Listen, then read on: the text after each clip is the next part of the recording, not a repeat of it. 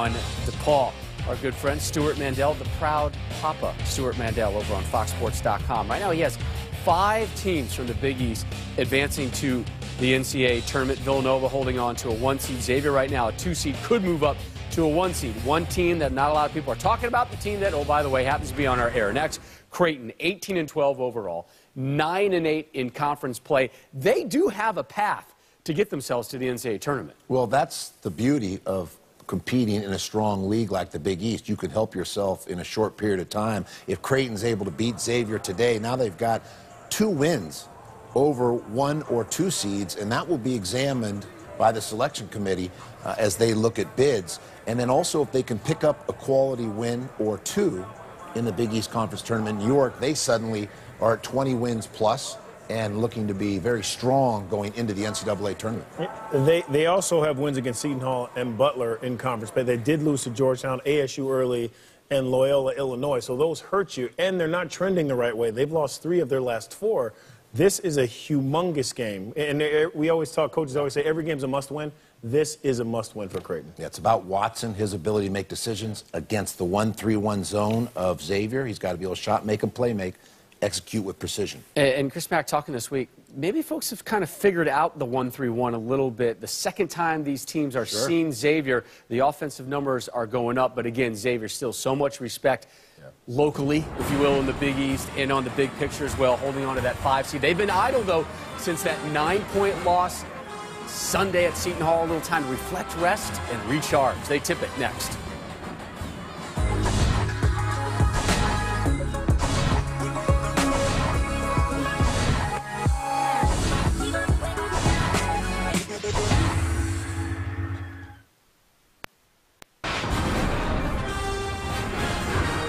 Bob Lavdani back here with you. Just about time for Tip in Cincinnati. Number 5, Xavier hosting Creighton. The last time these two met, the worst offensive outing of the season for Xavier. They shot 1 of 21 from 3. If you're Creighton, how are you going to craft that upset again today? Well, I think when Creighton's at their best, they're torching the nets from long distance against the Xavier zone. They're going to have to shoot the ball lights out. You think 10 3-balls will get them the win? 10 3-pointers and get them the We'll keep an eye on that number. 3 of us will see you next at halftime. Out to Cincy. Justin Kutcher and Stephen Bardo.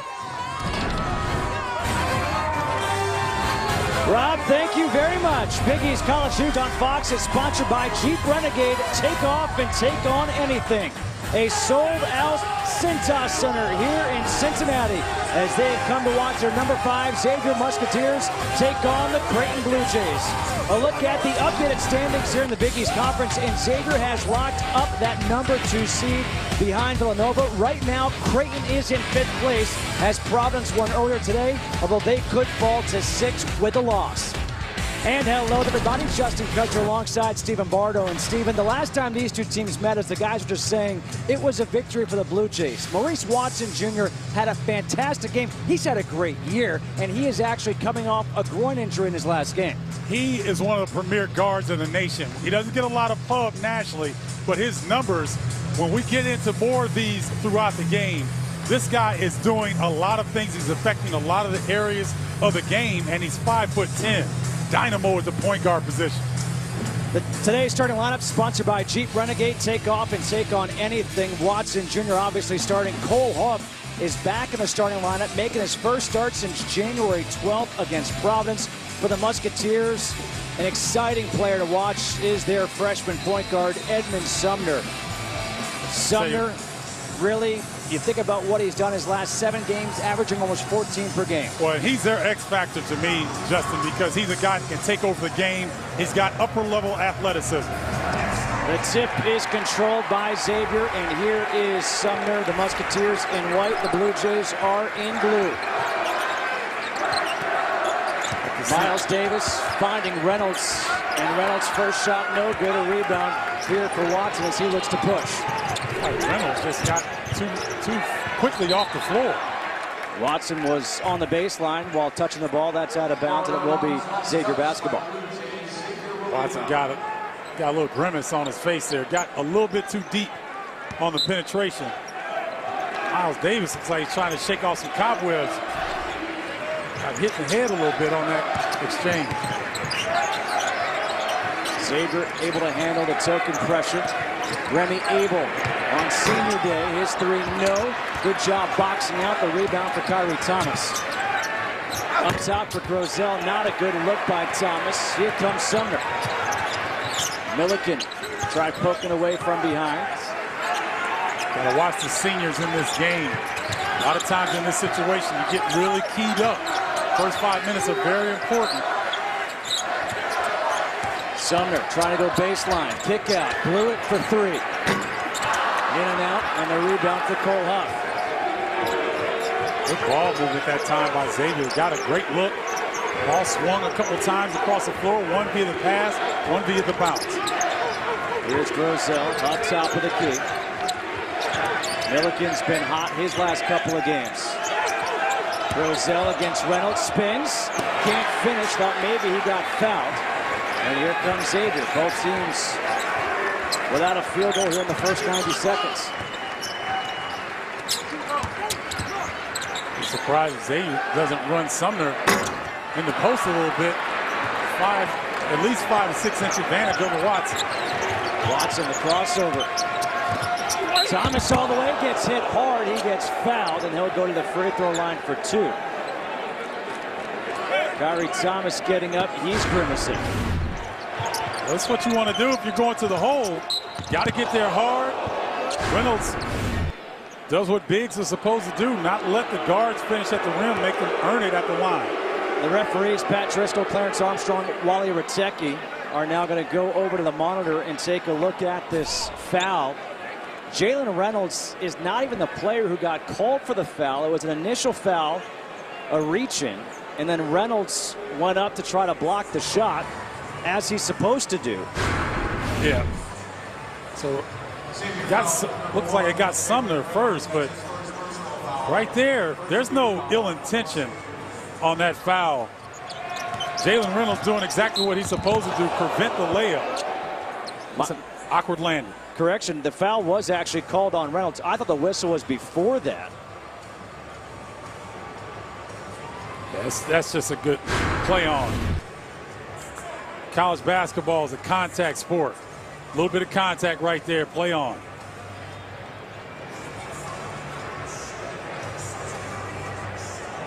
You know, the thing that this is one of the things that hurts the game, in my opinion, is that the officials have to go do this based on the rules.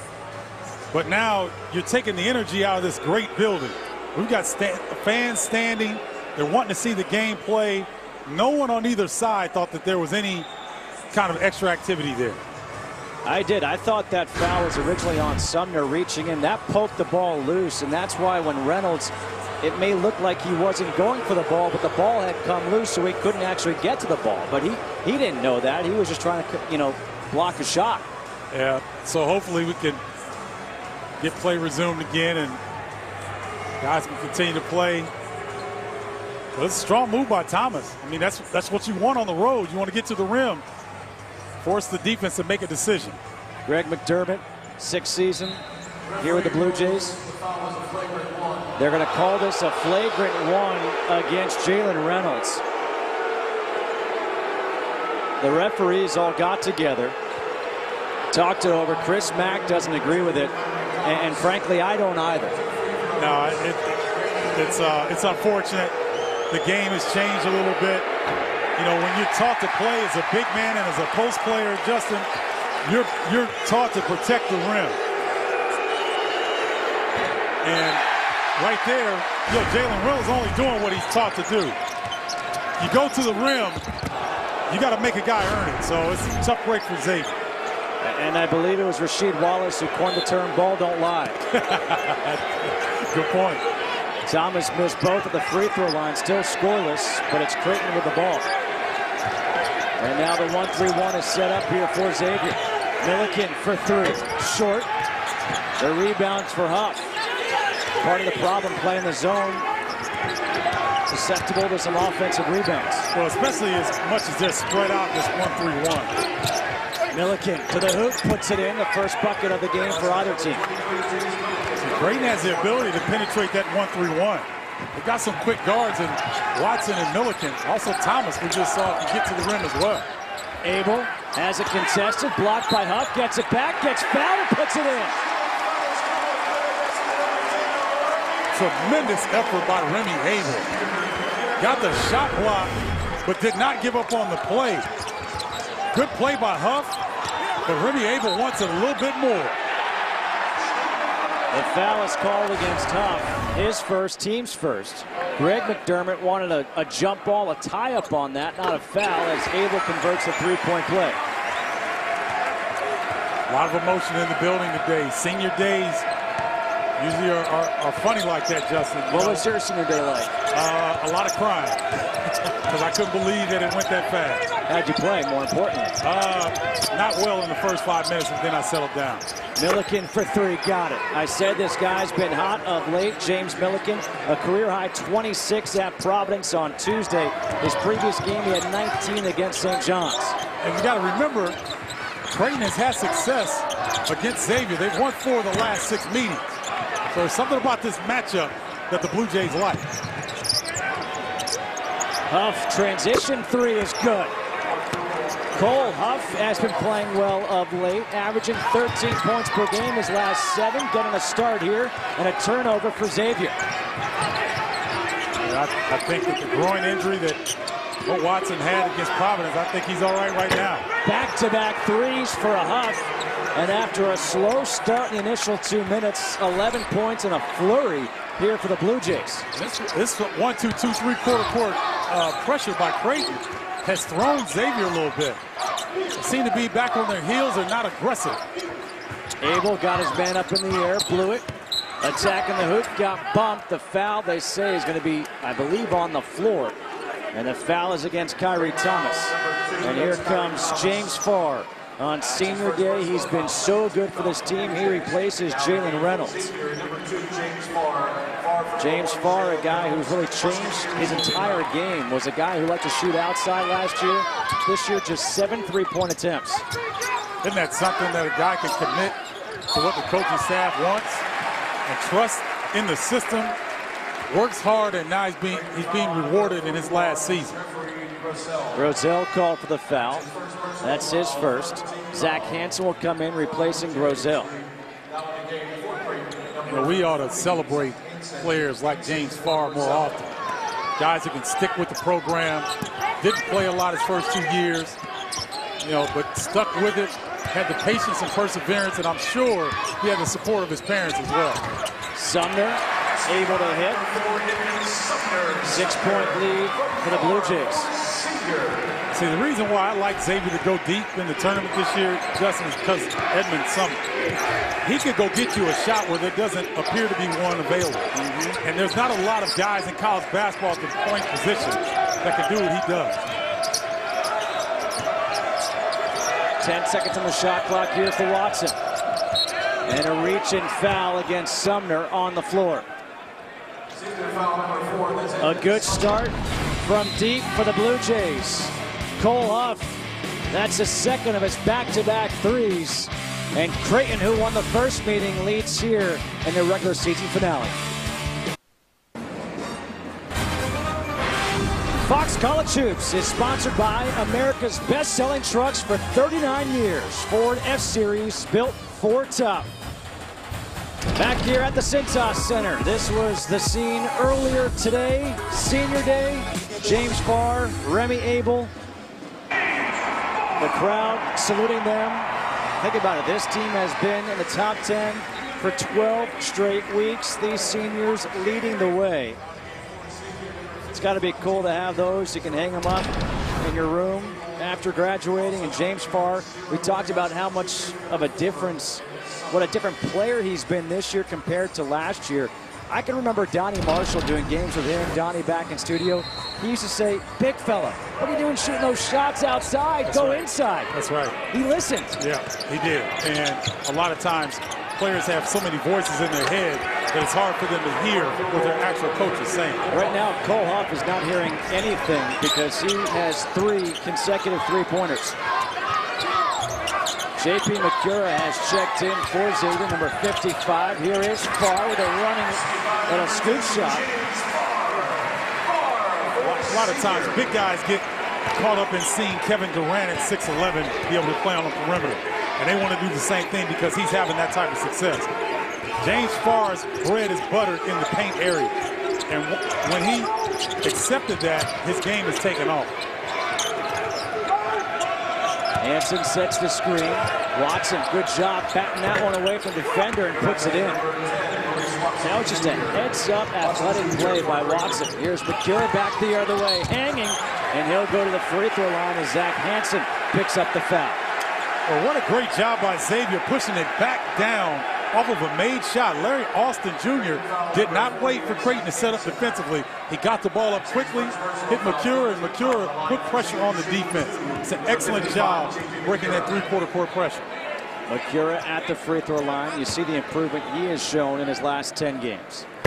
Knocks down the first free throw at the line on the season, 81%. The foul against Hansen was his first, team's fourth.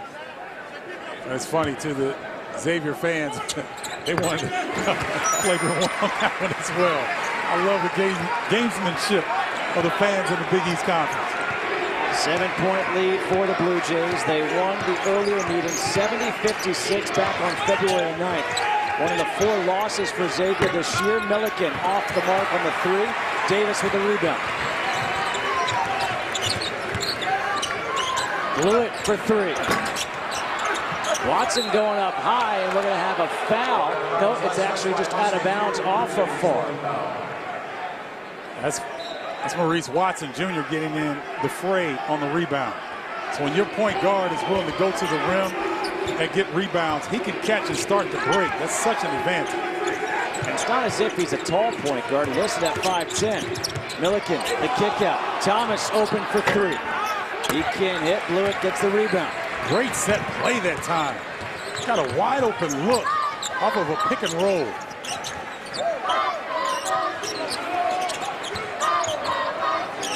Farr sets the screen. McCure for 3. Long. But he gets the roll. Wow. Great example of a great season by that young man. Chris Mack told us that his confidence level has soared. And when you make shots like that, that's indication that you're playing high-level basketball. You don't see that very often. Off the back of the rim, far side, and getting the roll. Called shooter's touch. Thomas, offensive foul. Myles Davis moving the feet, got in position to draw the charge. You got a veteran here fighting through the defense, and Myles is good at his drama major because he sold that one. And McCure, you called it. That's the shooter's touch right there. 16-12, Creighton up on top. 7 minutes into this one.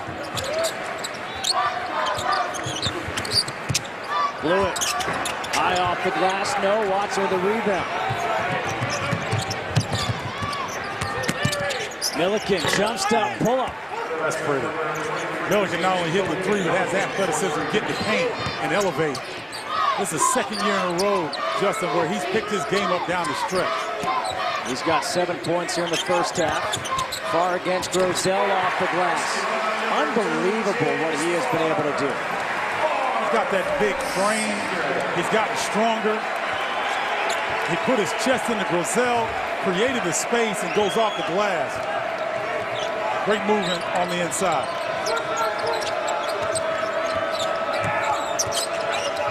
Watson got his man up in the air, throwing it up for Grosel. The mismatch puts it in. Great awareness by Maurice Watson. Seeing Grosel had Austin Jr. on him and just put it up for him to grab. And almost looked, I thought he was shooting this, but he knew the whole way what he was trying to do. Even to his big fella, Grosel does a great job of keeping it high and finishing. That's really good fundamentals by the big fella. Jeffrey Grosel, we talk about the improvement that James Farr has had. How about the improvement that Jeffrey Grosel? Look at what he did in his first 3 seasons and then this year as he converts the 3-point play. Grosel averaging almost 11 and 6 per game, shooting at almost 70%. Previously, 3.2 and 1.6 per game. Yeah, I mean, one of the now a block. One of the best shooters in college basketball in terms of percentage-wise from the field. Milliken, the pull-up. And the rebound is pulled down by Kaiser Gates, who just checked in. Sumner back on the floor, finds Gates. Top of the key, 3, good. Kaiser Gates Chris Mack said he's probably his best shooter. 6'8" freshman. Pure stroke from that three-point line. That's a great weapon coming off the bench. 12 bench points already for Xavier. They trail by 4. Ronnie Harrell Jr.'s in for Creighton now. Huff for 3. Harrell with the offensive rebound. Looked like he may have gotten away with a walk. So Harrell, just a freshman with that body of his, but boy, he comes up big on that 3. The answer by Harrell. Back up to a 7-point lead. Another 3, this time for Myles Davis. It's raining threes here at the CINCINNATI Center. Well, Myles Davis, if you need a big bucket, he steps up. You need the right play made, he makes it.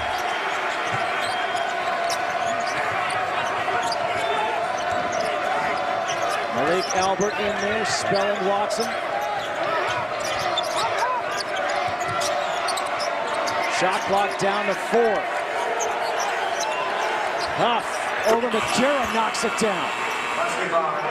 He goes reverse pivot, jab step to get the defender off, and then the jumper, all in 3 seconds. Huff is balling today, buddy. He's bringing it. Farr, the pull-up jumper off the back of the rim. McCarron keeps it alive. And here comes Albert. Albert did an excellent job their last game when Maurice Watson was struggling with that groin. He came in and gave him great minutes. Brazil misses the reverse. Kaiser Gates with the rebound. How about the tempo? Great offensive flow on both sides. And there's good defense being played. It's just better offense right now. McCarron with a scoop. No, the rebound to Harrell.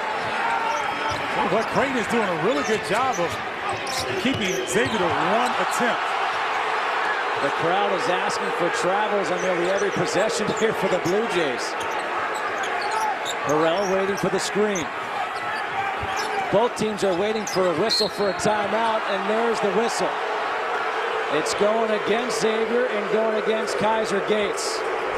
Well, it's raining threes here at the CINCINNATI Center. Myles Davis, a great three-point shooter, knocks it down. The other end, it's the freshman, Ronnie Harrell Jr., 26-20. Creighton leading Xavier in the first half. The stage is set for the Big East Tournament. Some of the biggest names in college basketball will battle for the crown.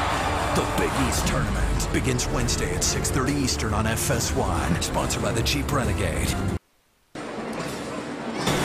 Tomorrow, NASCAR is in Las Vegas for the Cobalt 400. Jimmy Johnson and Denny Hamlin both look for their second win this season, and Kevin Harvick looks to defend his Vegas win from last year. It all starts at 3 p.m. Eastern on Fox and streaming live on Fox Sports Go.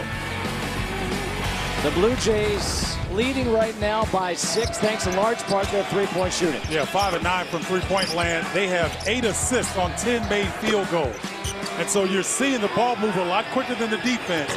Creighton doing an excellent job. And young players get caught up sometimes, Justin, in not understanding the importance of the pass, especially on the road. When you want to get open shots and keep a crowd like this at bay, move the basketball, get high-quality shots. That's what Creighton has done to start the game. You saw a shot of Huff on the bench. 11 points in this first half for Cole Huff, getting the start here today. Ronnie Harrell Jr. knocks down the 3. They're shooting practice jumpers because the ball is moving so quickly, the defense cannot respond. Abel, offensive foul as Hansen was right there. That's his first personal foul, 15th foul for the Musketeers, 3-point foul. Good job by Hansen that time, getting in position quickly to draw that contact. A 9-point lead for the Blue Jays, under 9 to play here in this first half. Toby Hager, number 32, on the floor here for Creighton.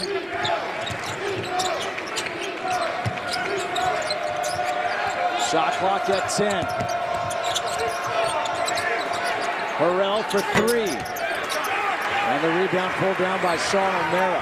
Good job by Bluiett, keeping Watson in front of him, forcing him to pick up his dribble. And now a foul on the floor will be called against Watson. And that's the first against Watson. and the team 6th. And Justin, you talked about it. We've got great pace and tempo in this game on both sides.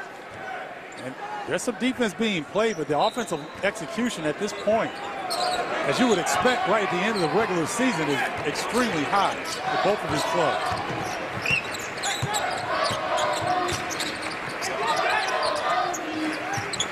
O'Mara posting up. He wants it.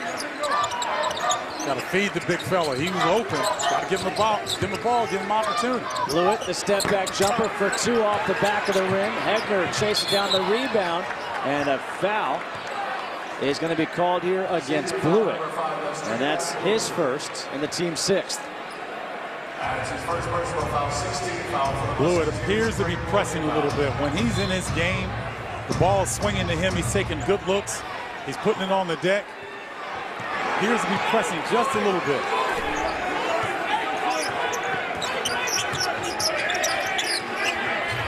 Watson for 3.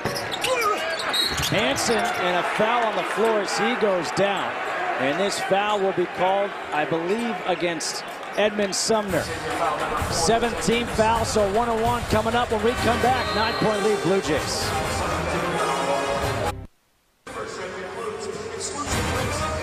Fox College Hoops is sponsored by Progressive, your first-round pick for car insurance. Back here on Senior Day at the Cintas Center. And Xavier trails by 9 to Creighton. Let's go inside the huddle first with Greg McDermott. Their last few possessions, those threes are too much rhythm. Wap, too much rhythm with the three-point shots. Get out there and make them feel uncomfortable. Rotate and take a charge. They're coming in and they're out of control. Defensively now, we got to do a great job of what we talked about in the last huddle. That is jumping to the ball, being in the gaps, starting. We got to play with hands. When you have an opportunity to pressure the guy that you're guarding without foul, we need to pressure. You can't play with dead hands. Everybody. Zach Hansen at the free throw line. Chris Mack talking about defense, moving those feet, not playing with the hands. That last foul on Sumner was his second, so Sumner could be on the bench the remainder of this half potentially. Yeah, it's unfortunate for Xavier because he has really not gotten on track offensively, only 1 of 2. So 2 field goal attempts here in the first half, and it's like Myles Davis going to have to hold it down for the point guard position. Gates, the corner 3, the high archer is good. Kaiser Gates is telling you, this young man has got a bright future ahead of him. We're only seeing him shoot the 3 right now. I'm sure there's more to his game. He'll only get stronger as a willing defender. Watson on the mismatch over O'Mara. No, Gates chases down the rebound.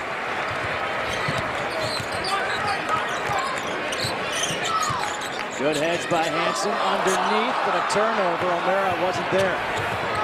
Watson. Tough transition 3. Gates with a rebound. Harrell with the foul. That's the 17th foul. And 1-1 here for Kaiser Gates. You see the activity. Huff coming down, had a good look from 3. And you know, right now, Creighton is doing a really good job on the glass, doubling up Xavier at this point. So Greg McDermott could have scripted this first half thus far. It's going as well as you could expect for Creighton. Kyrie Thomas is going to come back in. Thomas does have 2 fouls. He replaces Harrell Jr. Kaiser Gates the free throw line for 1-1. A 55% free throw shooter on the season. Knocks down the first. And that's just an indication to me that Gates doesn't get there a lot because his ability to shoot the ball, he'll get a much higher percentage from the free throw line if he gets more opportunity. 7 points here in the first half for Gates. Make it 8. And a substitution, Macero to replace Gates. Good minutes and production off the bench for the freshman. And he gets a standing ovation. So as well as Creighton shot the ball here in the first half, 55%, and everything going right, they're doing a great job on the glass. Xavier's within 4 points right now. So they're in really good position here to close out the first half in a strong fashion. Thomas wanted the alley-oop. Good defense by Davis. Shot clock at 7. Milliken sees it against Abel. Milliken got bumped. There to say offensive foul. A push-off against James Milliken. Second charging foul that Creighton has picked up. You see Milliken trying to get away with throwing that chicken wing right there. Didn't do much good because Ernie Abel didn't budge a bit. Xavier can cut this deficit to 1 with a 3.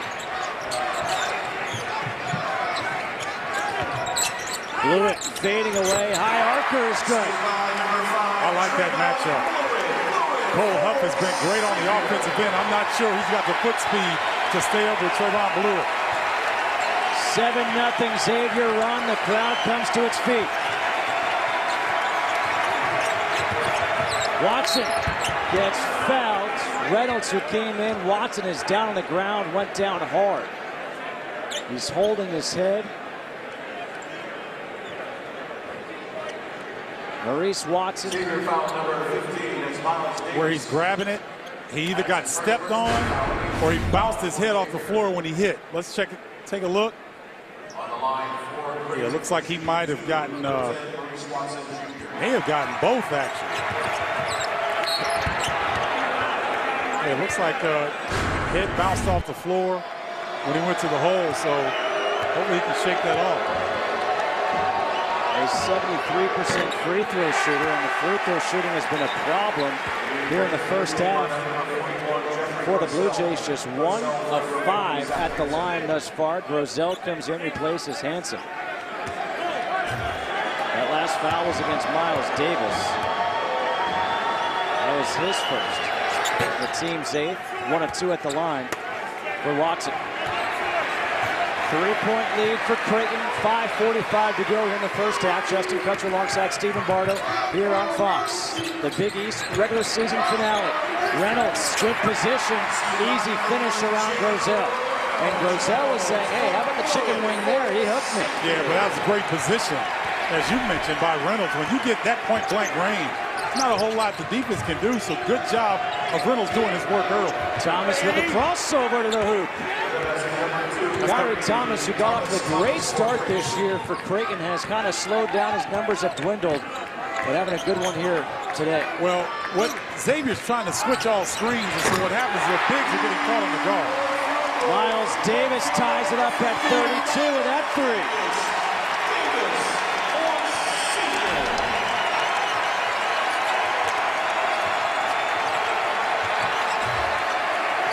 Almost carried the basketball right there. Skip pass for Milliken. Shot clock at 10. Milliken in the paint puts it in. James Milliken is a different player the last week or so than he has been the whole year. And he's done a great job. That's the second time he's made that move, Justin. Going right, jumping and elevating in the paint area. And McCure's got some size over him, but it didn't matter. Reynolds, good drop step against Grosel. That's back-to-back field goals for him. And a timeout is taken here by Xavier. Chris Mack calls a timeout as we're tied up at 34. Rob Stone in studio. Coming up on the Jeep Halftime Report, Seton Hall's Isaiah Whitehead put up career numbers. Again, number 3 Nova suffocated Georgetown. And you're going to love Denzel Valentine's final moment on the Michigan State floor. Justin, Steven, back to you guys. Thanks, Rob. What a career it has been for Denzel Valentine at Michigan State.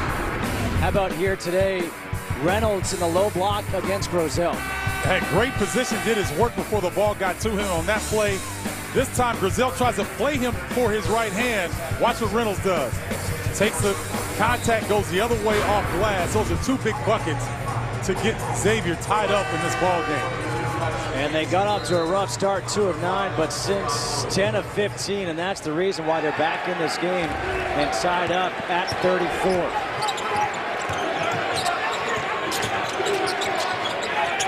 I give Xavier a lot of credit. They've kept Watson in check here in the first half. Only 1 of 3 from the field. Huff lost it out of bounds. Myles Davis thought that Huff just lost it. It wasn't touched, but the officials say it will stay Creighton basketball. 15 on the shot clock. I I'd look for Milliken in this possession right now. He's done this twice with the shot clock running down. They're under 10 right now. Shot clock at 7. Thomas, offensive foul. That's the third time we've seen this half. A Creighton player push off, get called for the offensive foul, and that's number 3 against Kyrie Thomas. That's unfortunate because, to me, when you have a freshman guard or even an underclassman, they get 2 fouls in the first half. If you leave them on the floor, I credit that to the coach as opposed to the player in that situation. So he goes to the bench with the 3 fouls. Back in is Ronnie Harrell Jr. A chance for Xavier to take the lead. Makura for 3. And a rebound for Huff going up high. Here comes Watson pushing it.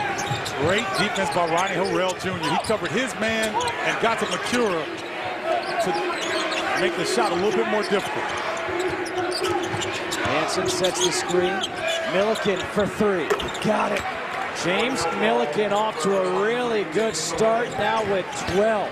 They've got to go for him more on the offensive end. He needs some set plays called for call his number.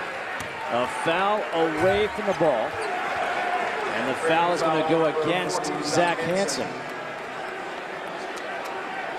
That's number 2 against Hansen and the 10th team foul. So 2 free throws coming up. It'll be Jalen Reynolds at the free throw line. Reynolds on the season, 63% at the line. This is a guy who is a preseason first-team Big East selection. And he closed out last year on a flurry. If they can get the same type of production out of him this year, down the stretch, this team becomes ultra dangerous. You know, I think we've seen something here in the first half from this young man where a lot of times if he has slow starts, he's not very good the rest of the game. He had a slow start today, went to the bench, collected himself, has come back on the floor, and he's been a force. And I agree with you, Justin. If he can get this type of consistency, Xavier's going to be tough to deal with.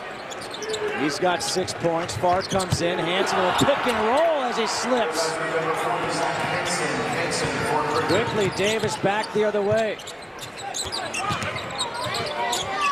Farr against Hansen, directing traffic. Spins back to the right, puts it in.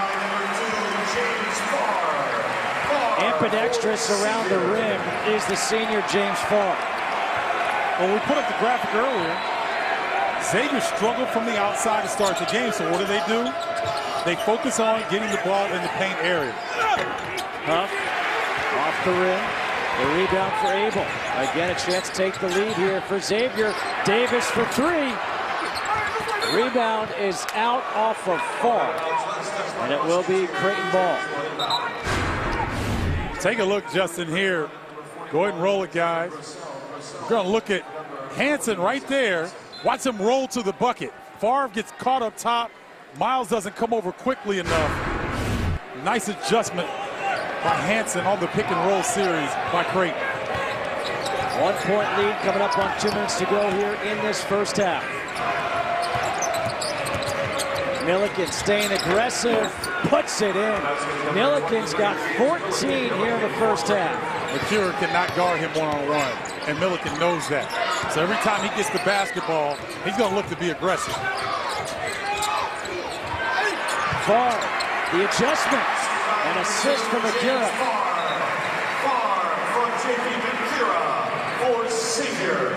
They're going to get a delay game, because if it is, it could be the second one for Xavier.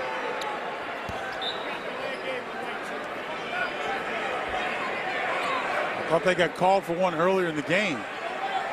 That's what Greg McDermott's at. He said that's the second one. Because I thought Pat Driscoll called a delay of game earlier in the game. That's what Greg McDermott is discussing right now with Clarence Armstrong and Pat Driscoll. So watch after the play. Farr scores. And watch what he does. He kind of keeps Creighton from getting into their fast break situation. Gamesmanship by the senior right there. He got away with it. 1 point lead for Creighton. 1:40 to go here in this first half. In case you're wondering, the 4 losses for Xavier this year, they trailed at the half in all 4 games. Harrell to the hoop, too strong. Gates with a rebound, that's his 6th. Xavier looking for its first lead since they led 3-2. Far against Grosel.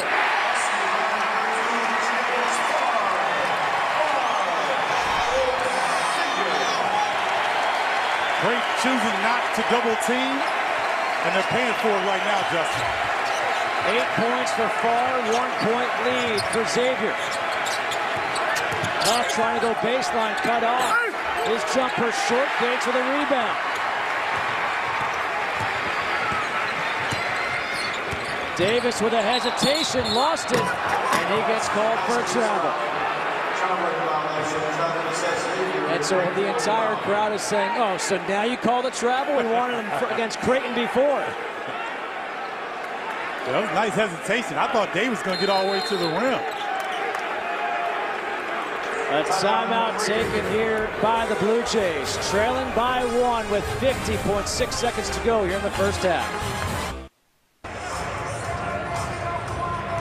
Xavier on top by 1, 42-41, 50.6 seconds to go. Xavier's ranked number 5 in the country right now. With Xavier and Villanova, you know you're going to have 2 very high seeds in the NCAA tournament. There's a chance Xavier could still move up to a 1 seed. But look at what Stewart Mandel has as far as the Big East concerned. 5 teams in. Seton Hall and Providence, he has them both as 8 seeds. Yeah, it'd be interesting to see what happens here in the next week in East Conference tournament. Whether teams can move up, get upsets possibly. Wouldn't be surprised if Seton Hall fought their way to the championship round, one of the hotter teams in the Big East right now. Davis looks over to Chris Mack for the play. Xavier trying to extend the lead. And a blocking foul called against Harrell. 2 free throws here for Trevon Bluiett since Xavier's in a double bonus. That's number 2 against Harrell. Clarence Armstrong and James Farr are having a lively discussion right now. And Armstrong does not like the way that James Farr is talking to him. So we've got to watch that because you do not want one of these veteran officials to get on your bad side. And Jalen Reynolds is getting ready to check back in as Bluiett knocks down the free throw. But he will replace Farr, so a good job by Mack. That's a couple of different reasons. 1, defensively, get Reynolds back in, more athletic, and 2, make sure Farr doesn't pick up a technical foul or anything right here. Bluiett knocks them both down, 3-point lead, 20.3 to go. Creighton can hold for the final shot. Expect a high pick and roll from Maurice Watson, letting him get in the paint and try to create something for his teammates. The Musketeers 23-0 when leading at the half. Puff's 3 is no good. Reynolds the rebound. Davis will put up the shot. Good if it goes. Xavier, who got off to a slow start, able to storm back and take a 3-point lead into the locker room. The largest lead of the day for the Musketeers. 44-41, that's a score at the half here in Cincinnati. After these messages, we'll send you to Rob Stone, Steve Lavin, and Donnie Marshall in our LA studio for the Fox College Hoops halftime report. 3-point lead for the Musketeers. We welcome you to the Jeep Renegade Fox College Hoops halftime report. It's how we live 4x forever. Cole Huff, one of his 3 first-half triples. The Blue Jays getting it done from deep in a high-scoring first half from Cincinnati. Rob Lavdani back here with you. Last month, Creighton took Xavier out of their offensive rhythm, upset them by 14. Tight one throughout so far in the rematch. The main reason Creighton in position, at least right now, to make it a regular season sweep, the 3-ball. And this is what we focus on here in our Jeep Renegade highlights, Lav. Well, a great start by the Blue Jays in transition, the 3-ball. Quick ball reversal for the deep corner 3 against the 1-3-1. The corners are vulnerable, and Creighton took advantage. Once You see the ball splash, it gets contagious, everyone gets involved. The democracy on display here in terms of sharing the wealth by Xavier. Maurice Watson only 2 points. He's going to have a strong second half. But they did the two things, Donnie, that they need to do to stay in this game, and that was +3 on the boards. They held their own against Xavier's, strong front line, and then they torched the nets from distance. I don't know if Creighton can keep that up, though. The bench points are in favor of Xavier, 23-8. It shows you the lack of depth that Creighton has right now, so they're going to have to stay completely hot if they really want to come on. This is a huge game again for Creighton. It's interesting you mentioned Watson, 3 points at the half. He's coming off his season low 6 points. Got a little dinged up in that loss to Providence. So I shorted the little guy 1 point. That wasn't very fair. I thought he only had 2. He had 3? 3. Well, according to these. I shorted him. We're not going to short you on Big East highlights.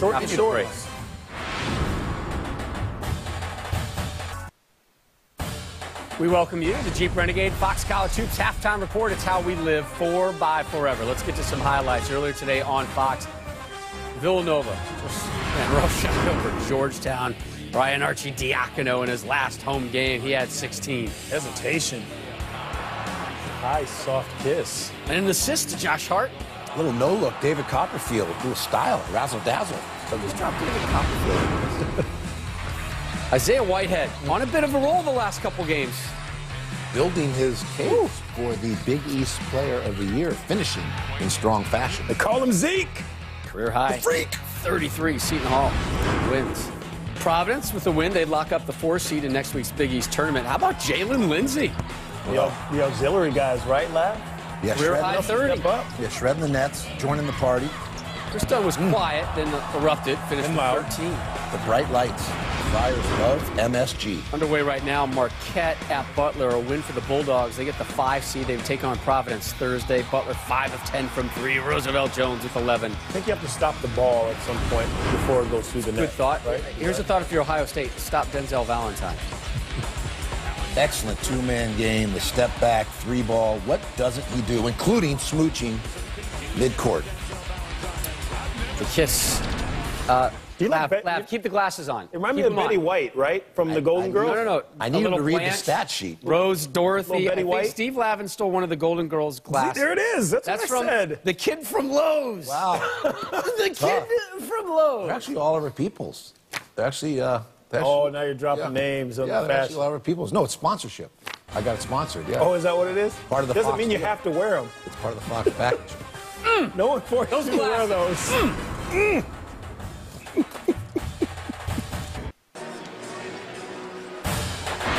Fox College Hoops is sponsored by Jeep Renegade. It's how we live 4 by forever.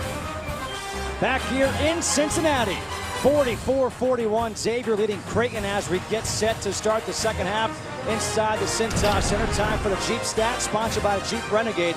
Take off and take anything. Unbelievable how Xavier closed that half to shoot 52% from the floor, 23-0 when leading at the half this season. Justin Kutcher alongside Stephen Bardo. And Stephen, the way that Creighton started this game and Xavier started, no way would you think it would be Xavier leading by 3. Yeah, but they got great contributions off the bench, and like they have all season long. This shows you why Xavier, one of the more dangerous teams in the country, in my opinion, because their starters didn't come out good. Trevon Bluiett struggled, and yet their bench lifted them beautifully in the first half. As far as Creighton is concerned, got off to a great start, especially from deep. Yeah, they did a great job in terms of passing the basketball. They got some open shots early. Milliken and Huff combined 6 of 10 from three-point line. So when you want to get a start on the road, that was about as good as you could do for Creighton. Great ball movement, got some good looks. Milliken and Huff led the way in the first half. As far as Xavier's concerned, a busy first half for the senior James Farr. Yeah, James Farr came in, only missed 1 shot. 5 of 6 from the floor, 10 points. He and Kaiser Gates combined for 7 of 8 from the field, 18 points. So great job. And Farr, maybe a little emotional in his last home game here in the CINCINNATI Center, getting a little emotional with Clarence Armstrong and has to be calmed down and talked to a little bit there. Farr not a starter on the bench to start this second half. Creighton with the ball. Maurice Watson Jr. a quiet first half. Did have 5 assists though in that first half. Just 3 points and 3 rebounds. Watson up in the air, nowhere to go, and turns it over. That is the 6th turnover of the game for the Blue Jays. And it's funny because after the turnover, Watson seemed to be hobbling a little bit. Not funny in the sense that he may be hurt, but we didn't see him hobble all first half. Thomas playing with those 3 fouls against Davis. Remy Abel, one of the seniors on senior day. Davis hits the deep 3. So you got to really be careful if you're Creighton right now. Xavier, one of the best teams in the country, had hit you with a knockout punch in the first 5 minutes of the second half, which is the most important juncture of the game. Milliken finding Thomas, no, and a rebound for Reynolds. And now Reynolds nearly elbows Grosel. Here's Sumner the other way. Bluiett for 3. Got it!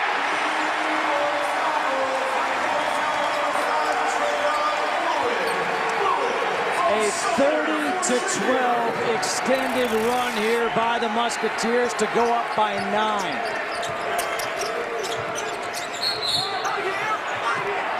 A foul away from the ball.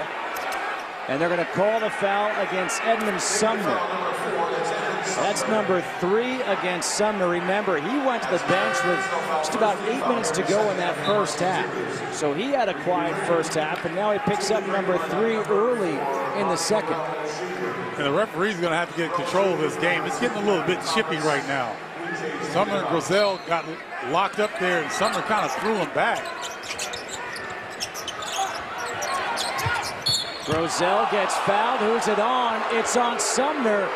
And that matches his jersey number, his 4th, and he immediately will walk towards the bench, and J.P. McCura is coming in. Chris Mack is shouting at Clarence Armstrong from across the floor. Man, he got 2 hands in there. Thought he got the ball, and Chris Mack, I'm feeling that call right there. Milliken got stripped on the way up, loose on the floor. It's Myles Davis with it. See, it's a grown man's game right now, and Xavier is a stronger grown man on the floor. There's a lot of physical play going on, and the Musketeers have responded. Foul on the floor. The foul is going to go against Grosel. No shot. That's the 2nd against Grosel.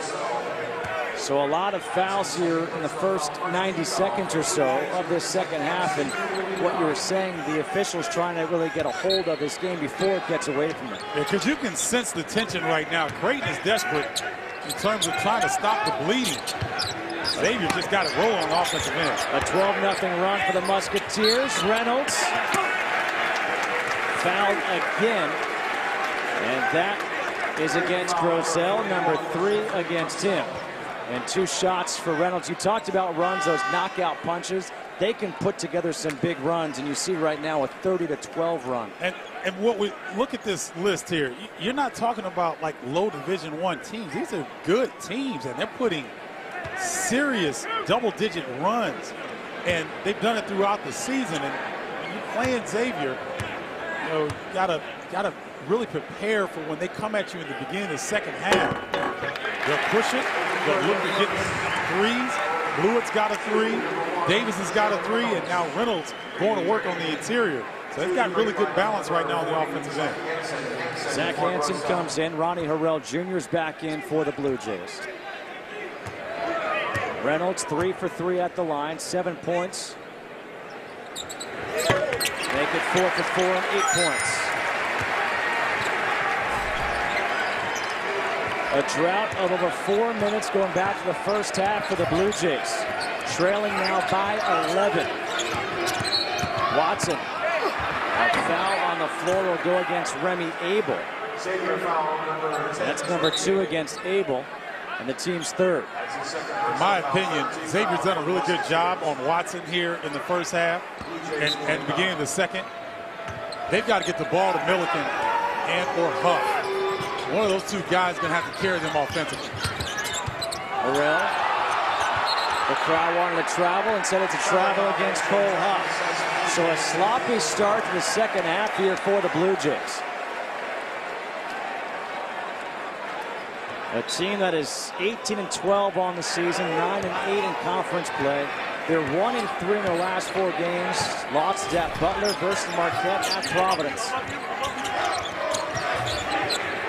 Top of the key, 3 for Bluiett. Ronnie Harrell Jr. not strong enough to get out of the mix to catch up with Bluiett. And he makes him pay. A timeout called by McDermott. A 17-0 run by the Musketeers, leading by 14. Big East College Hoops on Fox is sponsored by Jeep Renegade. Take off and take on anything. 55-41. Xavier busting this one open against Creighton, and they've done it courtesy of the three-point shot here in the second half. Yeah, they swung the ball beautifully. Myles Davis quietly 3 or 4 from three-point land. Bluiett starting to get his rhythm with that one there, and then top of the key, the easiest 3 to shoot. Trevon Bluiett starting to feel good about his game. We talked about Maurice Watson at the top of this broadcast, what he did the last meeting. Look at what Xavier has done to him in this one. They switch pick and rolls, so they don't let him turn the corner. And then when they do, they pinch in, meaning the guys that are guarding perimeter, they take a step inside to cut off the driving lanes. So the approach to corral Watson has been stellar thus far for Xavier. Hansen slips again and just throws one up and is able to get the bucket. And that stops the bleeding momentarily for the Blue Jays. Able to set up that 1-2-2 press again. Now they're back into a 2-3 zone, something we didn't see a lot of in the first half. Reynolds in the paint, puts it on the floor. Doesn't get the roll. Harrell with the rebound, but a foul on the floor. This is going against Cole Huff. As McCura went flying, that's number 2 against Huff, and the team's 3rd. It sounded like Huff, look at the bottom right, Huff was complaining that McCura had his arm. Little exchange there that McCura seemed to get the better part of. Abel, a pull-up jumper, got it. See, Remy Abel knows where his spots are on the floor. One of them being the elbow. So he up-fakes one hard dribble in the elevation at the elbow. That's a nice play by Remy Abel. Think about this. Xavier trailed 41-38 with 2 minutes to go in the first half. It's now 57-43. It's that run that we were talking about. Milliken's pull-up jumper off the mark. Bluiett with a rebound. Xavier looking to run again. Bluiett left open for 3. Off the back of the rim. Who's got the rebound? Abel gets hit hard, almost clothesline by Zach Hansen.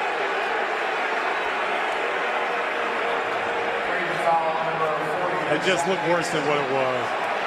Hansen's not, I know the fans didn't like it, but that's playoff basketball. And Creighton right now is trying to play playoff basketball. Remy Abel, tough young man, took a blow. No ill intention. The officials will go to the monitor to look at this. Remember, in the first half, we had a flagrant 1 called against Jalen Reynolds. There was certainly a play on the ball.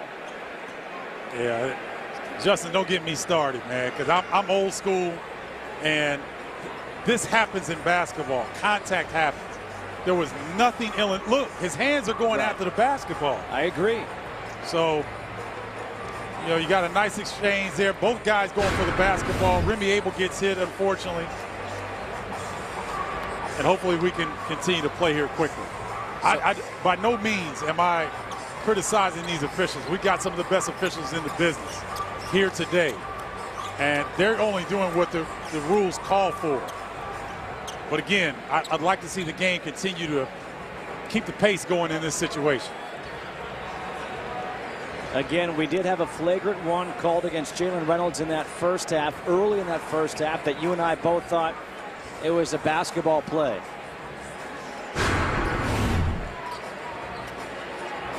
Well, it seems like the officials are talking, and it's almost going to be a... I think it's going to be a flagrant 1. Oh. Well, see, that's... And here's the issue. I don't think it's against the officials. It is a flagrant 1 called against Hansen. Toby Hegner has come in. But here's the issue. The NCAA has to go back and adjust the rules because the officials right now are essentially going by the rule book. Oh, sure. Yeah, again, I'm not criticizing the officials. I'm criticizing the rule because what's happening, Justin, guys are taught to play the game a certain way, and now you're making these guys tentative and soft. Pretty soon we're not going to be able to blow on anybody because you're going to get a flagrant one. Both of these flagrant ones were as a result of the rules changing, not because of the referees. I totally agree with you on that. Abel makes 1 of 2 at the line. Again, flagrant one called against Zach Hansen, so Xavier keeps possession of the ball. I mean, even Chris Mack looks at Steve Lutz, the assistant at Creighton, and says that wasn't a flagrant one. They both teams agree in that situation. I know it's hard to say it or to implement it. Good entry pass, and Reynolds missed the dunk, but at some point, common sense has to be used. Don't be so sure of that. Good hustle by McCure. Watson all the way. He gets fouled, and he'll go to the free throw line. And Watson will be helped up by his teammates. So after all of that, we come to a break. Xavier is leading 58-43 over Creighton.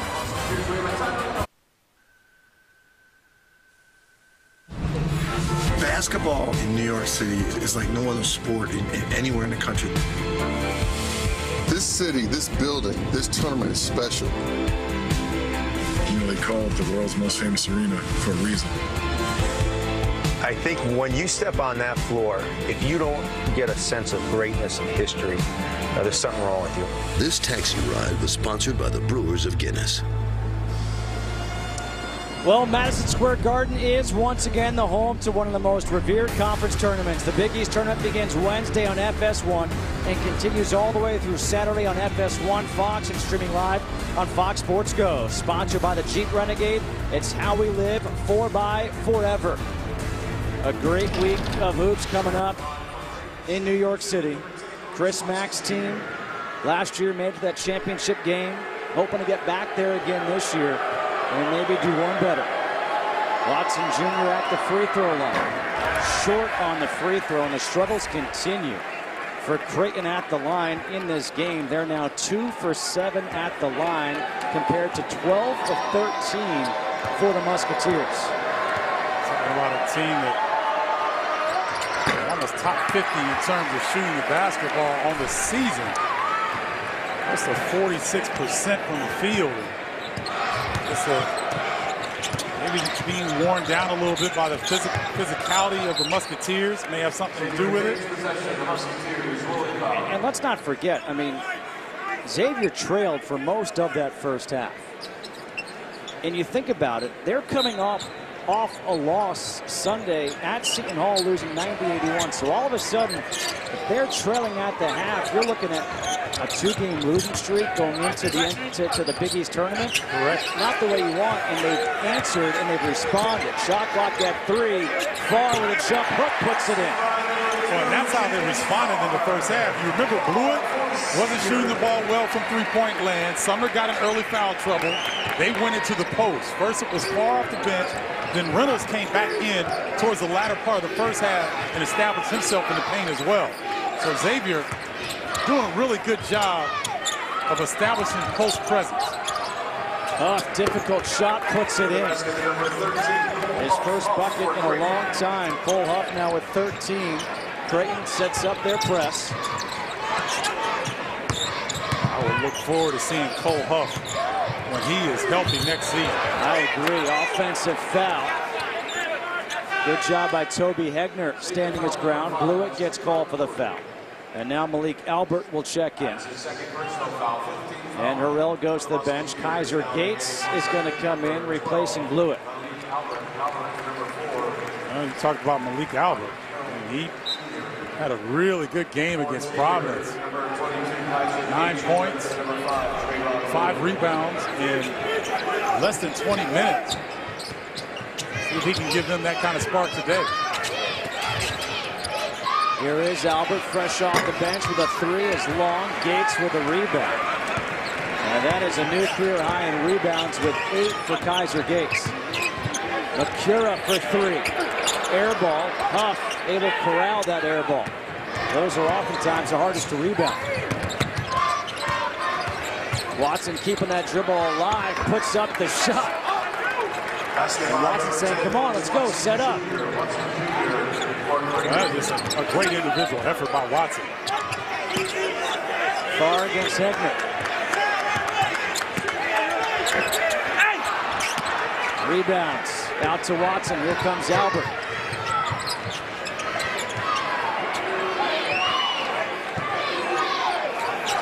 Cole Huff has had a nice opportunity last time. I'd like to see him get the ball again. Watson against the switch against Farr. Took the bump, and he'll go to the free throw line for 2. Well, we talked about Xavier and what they're trying to do. They're trying to switch all pick and rolls, and Watson would not be denied that time. And watch him hesitate, put on the burners, and get to the body of James Farr and draw the foul. It's the first against Farr, the team's 6th. 1 of 5 at the line is Mo Watson on the day. His team trails by 13. And just want to say this, you know, we look at Greg McDermott, we see Watson at the free throw line. Anytime you watch Creighton play, you can't help but think about our colleague Nick Baugh. And I know Nick is watching right now, and Nick, we just want to say that we're thinking of you. Our thoughts and prayers are with you. Get well soon. 12-point lead for the Musketeers. Trying to win their 26th regular season game of the season, which would tie a school record. Davis, the floater along the baseline. And that is so pretty. Every guard from the point guard position needs that floater in their game.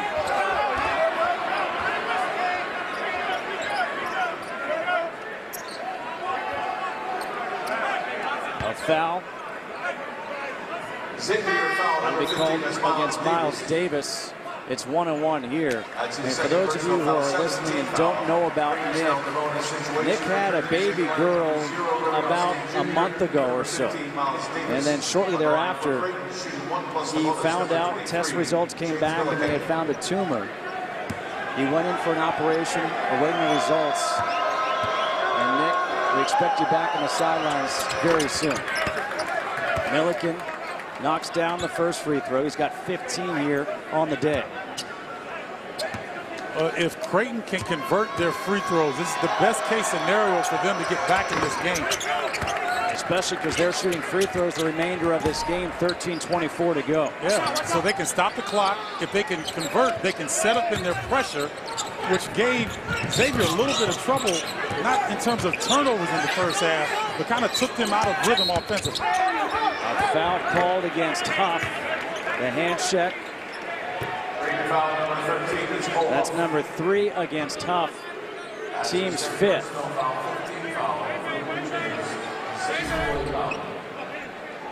This could be a very slow-moving final 13-13 with all these fouls being called.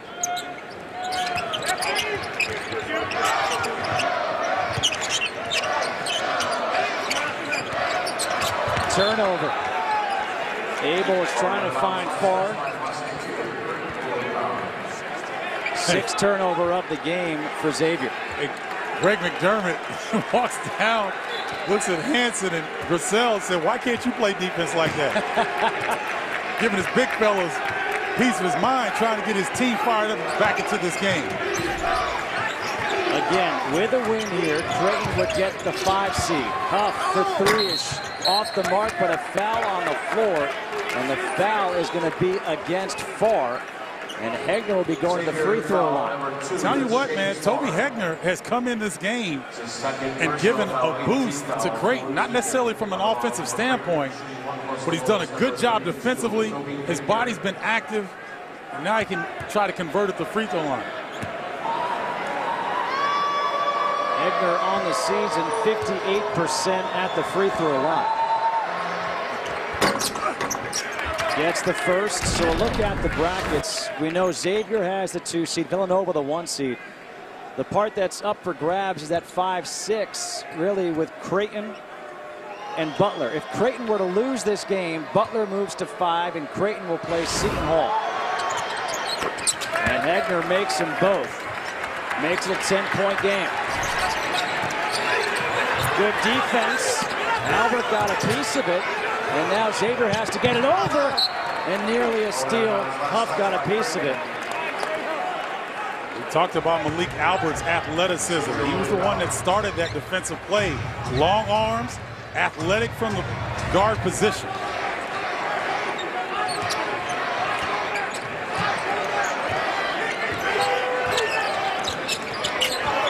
Nice job. That's a set play. Xavier likes to run to bring far to the strong side. Hegner was all over. Gates, the corner 3 is good again. 3 for 3 from downtown for Kaiser Gates. He's got 11. Hegner, an answer 3. Got it. Boy, Creighton got into their defense quickly. Bluiett able to get it over. And now Xavier can reset with 19 on the shot clock. I'll be surprised to see Myles Davis come back into this game quickly. Hunter tries to get it up quickly, but doesn't look good with the basketball. Turnover. Watson had the lane to the hoop, tried to pass, he turned it over. So young players, when you're a point guard, you have to stop at the free throw line. Cannot get too deep. That's what happens when the back floor of the defense comes. Hegner gets called for the foul away from the ball. That's the team's 6th. 10-point lead for Xavier, 11:35 to go. A 10-point lead for number 5, Xavier over Creighton, and time now for the Lexus playbook. Let's take a look at how Kaiser Gates was able to get open. Here's Kaiser right here. The ball's going to swing around the horn. He's going to replace right here in the corner and get the open look. Excellent ball movement against the zone defense. Watch Gates sprint to the corner. Cole Huff retreats and then tries to close out too late. Kaiser Gates having a fantastic afternoon. A career day for him, 11 points, 8 rebounds, both highs. But how about the difference from that February 9th meeting to today? Well, you know, it's amazing because, remember, Xavier started 2 of 9. So they started the game similar to the way they did in Omaha. Got the ball inside, they got a little bit of momentum, and then the 3 started to drop. Next foul, and Xavier's shooting free throws the rest of the way. Huff will bring it across the timeline, trailing by 10. Watson against Farr, the kick out. Good job by Gates closing out on Huff. Huff goes baseline to the hoop for the dunk. Cole Huff, remember that Gates closed out hard the first time. He closed out hard the second time. Huff took advantage. He's got 15. Again, what that press does is it takes almost 10 seconds off the shot clock. So all of a sudden, you're so late getting into your offense. Bluiett short on the jumper. The rebound chased down by Albert. Albert's athletic. He puts it in. 6-point ball game. Told you, Malik Albert has the athleticism and, you know, the timing on the defensive end to be a problem for Xavier. Underneath, Farr has it stripped, and they're going to call Huff for the foul. Huff thought he had all ball. I think he did as well. 2 shots coming up here for James Farr. When you hit hand and skin as opposed to hitting leather, the sound is different. And we could hear him hit the leather right there. Tough break for Creighton. It's the 4th foul for Cole Huff, and that's tough because he's got 15 points. Farr at the line. Misses the first. Let's take a listen. Do we hear it? You hear the thud. It's more of a smack when you hear skin. When you hit the leather, it's a thud. So I'm thinking that he got all ball that time. It's a tough break for Creighton.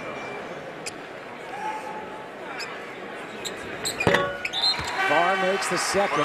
Substitution, Reynolds will come back in for Fall. 7-point lead, 10:20 to go for Xavier. It's a 16-6 run for the Blue Jays to close this deficit down to 7 points. This is the only thing that Xavier has been inconsistent with their man-to-man defense, and they're going to need to be stellar in the Big East Conference Tournament and the NCAA Tournament if they want to make a deep run. Shot clock down to 8. Watson the switch with Reynolds. Kick out, Hegner for 3. Off the back of the rim, McCure with the rebound. Well, Hegner was right on line with that shot. He had a good look. Good closeout defensively. Hanson's back in there with Hegner. Bluiett doesn't use the screen. McCure going baseline. Good ball movement. Abel for 3. Big shot by the senior. That's the third time in the second half that we've seen that ball popping from Xavier. Around the horn action, finding the open player. Great execution. Milliken. His 3 is long. McCure with the rebound.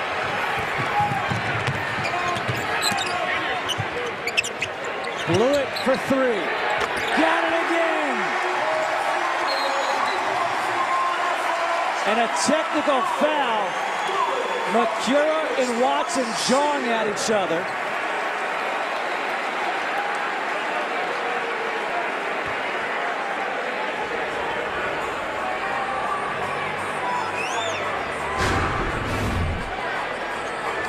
Far side of the basket, they get tangled up going after the rebound.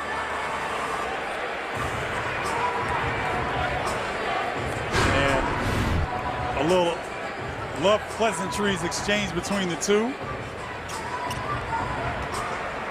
JP McCure is one of those guys where you love him when he's on your team, you hate him when he's on the other team. Well, you hate him because he's good. I mean, he can shoot it. He's crafty around the basket. He's also feisty and gets under your skin. Yeah, but that's what Xavier does. Yep. That's all of them. They're feisty, they get up under your skin. He's just doing exactly what his teammates do. So a technical foul. It's his first personal foul, 19 foul for the Musketeers. Double technical fouls have been issued to Maurice Watson Jr. and JP McCure with 9:02 to go. But again, I go back to the responses by the Xavier team. I mean, it was a 6-point game just moments ago, and look at it now. It's a mark of a great team. And great teams can attack you different ways. Xavier's been able to shoot the 3, but they've also gotten Reynolds and Farr established on the block. A foul is called against Bluiett. That is the 10th team foul, so 2 free throws coming up here for Toby Hegner. That's the 3rd foul against Bluiett. Creighton is out in the double bonus. On the line for the Blue Jays, shooting 2, number 32, Toby Hegner. Chris Mack talking to Wally Witecki, asking him, he's trying to get around him defensively. He said, what's he supposed to do?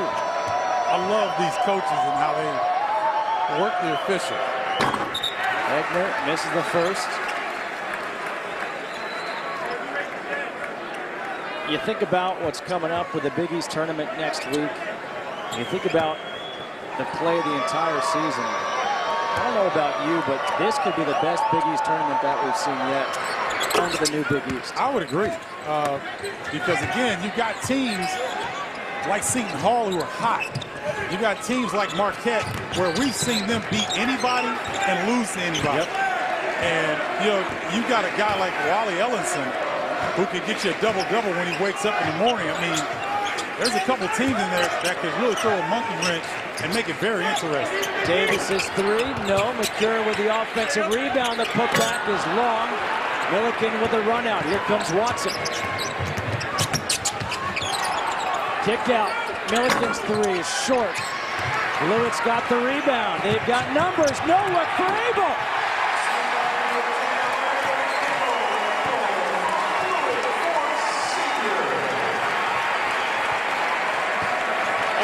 Points for Abel. 14-point lead and 5 players in double figures for Xavier. A foul against Makura. Trevon Bluiett, a guy who leads his team in scoring on the season. He's a facilitator. The no-look. I told you he's a scorer. Hits some big shots. He's hit a few threes already today. 14-point lead for the Musketeers.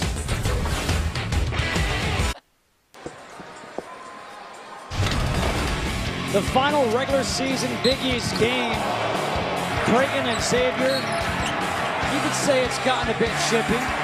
These teams getting ready for the Big East tournament and hopefully for March Madness. Bodies have been flying, literally and figuratively. A couple of flagrant ones in our game summary sponsored by Progressive. Well, and you got to remember now, Creighton won the first matchup in this game, so they were confident coming in here. And Xavier got out to a double-digit lead to start the second half.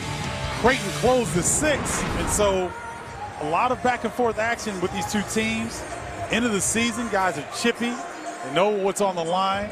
Xavier trying to prepare themselves for an extended run, hopefully in the tournament. Creighton trying to get into the tournament, so both teams playing with a lot on the line. Malik Albert at the line, 2 free throws, double bonus. And the free throw woes continue now. 8 for 17 at the line. Are the Blue Jays of Creighton? They shoot it at 70% on the season.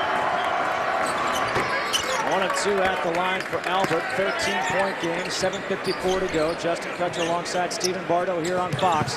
The Cintas Center, a sold-out Cintas Center on the campus of Xavier.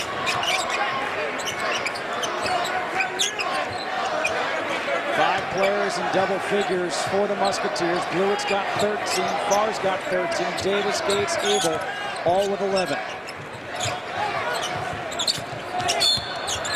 And Davis gets fouled on the floor. That's against Toby Hegner. This lineup of Creighton, a little bit smaller. Albert, Watson, and Milliken on the perimeter. Xavier trying to work the ball a little bit. Look for the creases and penetrate into the zone. Davis at the free throw line, one of the best free throw shooters in the conference, knocks down the first on the season, 85.7%, which is tied for second in the Big East. And look who's getting up off the bench. Evan Sumner replacing Makura, and Sumner has barely been able to be on the floor. He's played just 10 minutes in this game due to foul trouble. Well, it's going to be interesting. Is he going to be tentative? Does he look to score, or does he just try to keep himself in the game, Justin? Because he hasn't really gotten on track all game long. So he can be a defensive, disruptive guy. He's got to stay solid in his principles without fouling. Puts it on the floor. Hegner for 3. Off the back of the rim. Davis with the rebound. Coming up on 7 minutes to go. Good help that time by Watson to dig in and get back defensively. And it's foul on the floor against Albert. That is double bonus time. Let me ask you this question, because you look at Xavier, and again, what kind of run can they make? Big East tournament, NCAA tournament. Every one of their 29 games this year have been decided by 7 points or more. Does that scare you? Because come tournament time, you're probably going to have a close game, and how do they respond in a close game situation? That doesn't scare me at all, because, again, they have so many guys, 6 players that average 9 points or better. And so what I mean by that, they've got a guy, an X factor in Edmund Sumner. They've got a rock in Myles Davis, so that if things go south, they've got a couple of players that can take over the game and do what you need to get done. So I don't think that'll be a problem at all. I think they'll have more success outside of the Big East Conference in an NCAA tournament situation, because no one else is used to seeing it like the teams in the Big East are. Orrell to the hoop. Good finish and a good move by him. Still a 14-point lead for the Musketeers. And a steal here by Huff. Huff gets fouled, and if that's against Sumner, that's number 5. It is against Sumner, so Edmond Sumner is going to have back-to-back games to close out their regular season that he'd like to forget. Finished with 3 points on a 1 of 8 from the floor at Seton Hall last Sunday. And here today, he fouls out 1 of 2 from the floor, 2 points.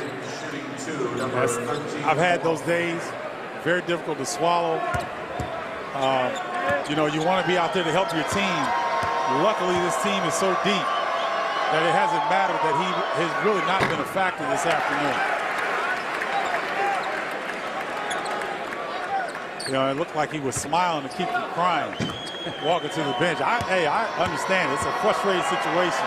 When you get 2 fouls early, you never quite get your rhythm, and then foul out with very few minutes played.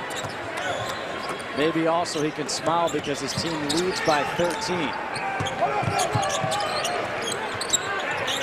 Is it now by 16?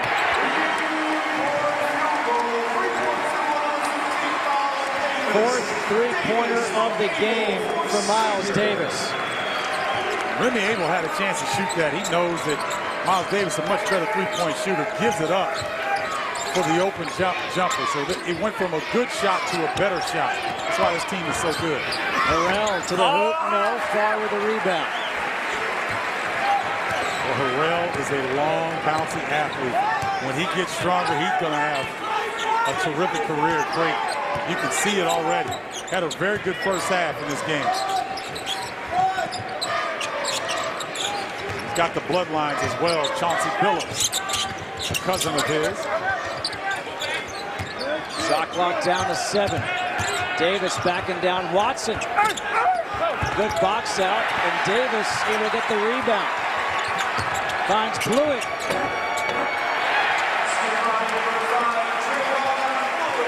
Can't make very many mistakes against Xavier.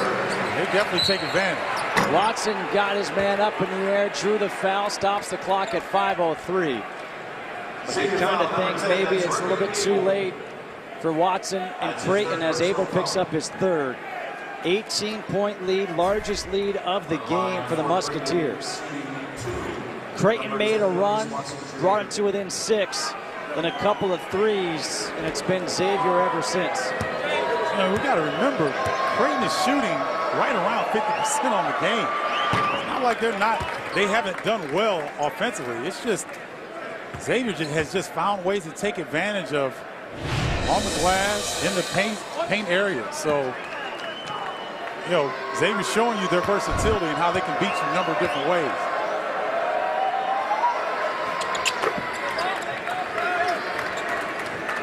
(82-66). 3-point field goals this half. Been like a fireball for the Xavier team. 7 for 10. Harrell gets fouled by Davis. 2 free throws here for Harrell. Little laziness with the pass. Creighton went into a 1-3-1 half-court pressure that time. First time we've seen that this afternoon.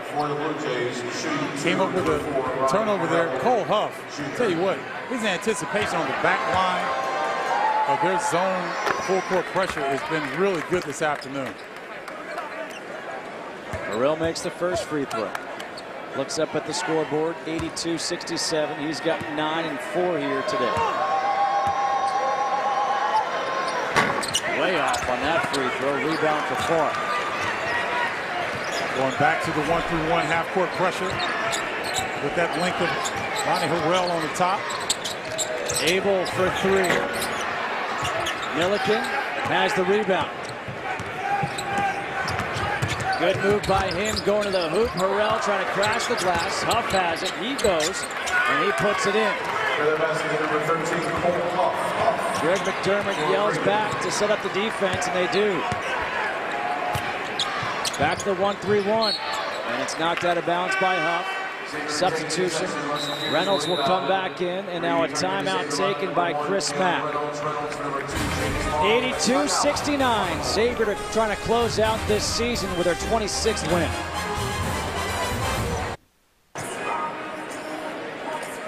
82-69, Xavier leading Creighton, 4:19 to go. And if you're a college basketball fan, then you need the all-new Fox Sports app. Get highlights, interviews, injury updates, scores, and instant alerts on your favorite teams and rivals. Download now in the iOS App Store or visit foxsports.com/app. An update on the bubble, the last 4 in, first 4 out. Your thoughts? Well, you look at a couple of these teams, and Cincinnati across town here, last 4 in, and they've got a big one tomorrow. And then you look, it's rare to see Gonzaga in the first 4 out. That is really surprising. It just speaks to how weird of a year it's been. Gonzaga might miss the NCAA tournament.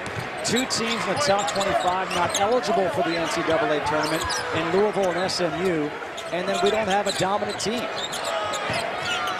In the corner, Davis, 3, no. Chased down by Watson. Milliken for 3. He's got it, and now a foul against Reynolds after the shot. Roselle went flying. The 3-pointer is good. And you've got a chance for a 5-point possession. Milliken and watch Reynolds getting Roselle out of the way there, and could have been a little act as well. But he sold it and got the call. And Reynolds, who plays with a lot of emotion, sometimes doesn't control it as well as he would like, looked over to the bench and said, I'm okay. Chris Mack's not taking a chance. He's going to go out. Farr's going to come in. You know, sometimes teams relax a little bit, Justin. And, you know, Roselle hits this. They're down 8 points. That 1-3-1 was serving them well with Harrell on the top of it. Let's see if they get back into it. A 5-point possession for Creighton. And now down by 8. The crowd trying to make some noise to cheer on the Musketeers. And it's interesting because Xavier does so well defensively on the 1-3-1, but they look a little tentative attacking this one. Knocked out of bounds. Oh, we're going to have a foul. The foul's going to go against Roselle. Number 4 against him to send Farr to the free throw line for 2. 16 of 19 at the line are the Musketeers in this game. Farr, 1 of 2. He's got 13 points. Playing his final game here at the Cintas Center.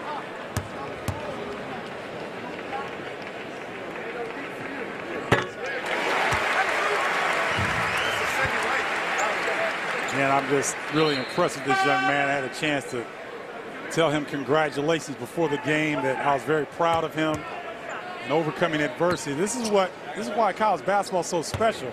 These guys will take to the coaching and embrace this experience. He's a great example of what can happen. 15 points for Farr. He goes out. Reynolds comes back in, back up to a 10-point lead.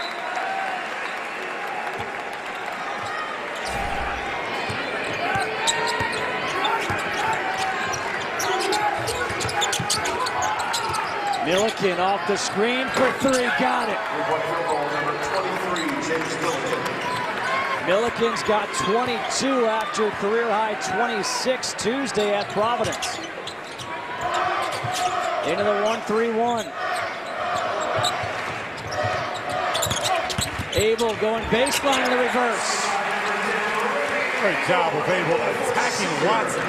Watson's on the back line of that 1-3-1. Harrell, a couple of pump fakes, misses. Reynolds got the rebound.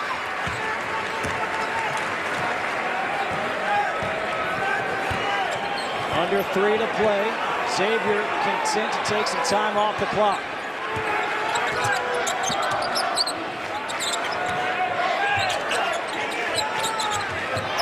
Got 4 out, 1 in, trying to get Reynolds on the post.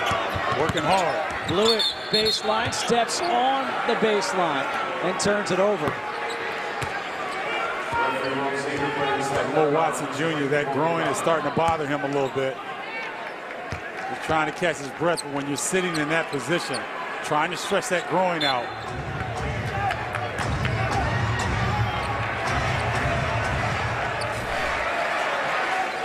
Both teams with 11 turnovers. Milliken gives it up. Watson. Wraparound pass for Grossello, puts it in pretty feed. And Watson is certainly hobbling back down the floor. He's gutting it out, similar to the way he did last game at Providence. Creighton can't let that ball get on the baseline, because if it does, Watson's going to be by himself down there. Davis with another big shot. So you remember you asked me about Xavier being in close games. Myles Davis does that on a regular basis. Watson misses a three. Milliken. We've got a foul.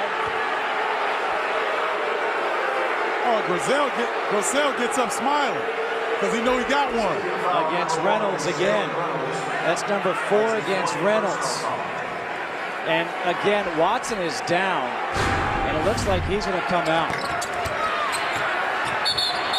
I mean, that's pretty good acting, Jeffrey Grossello. Look at the smile. He knew he got one, and he's walking past Reynolds to let him know it.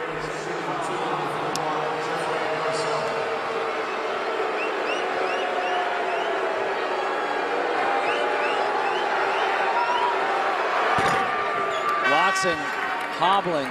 He is going to leave right now. Malik Albert comes in for him.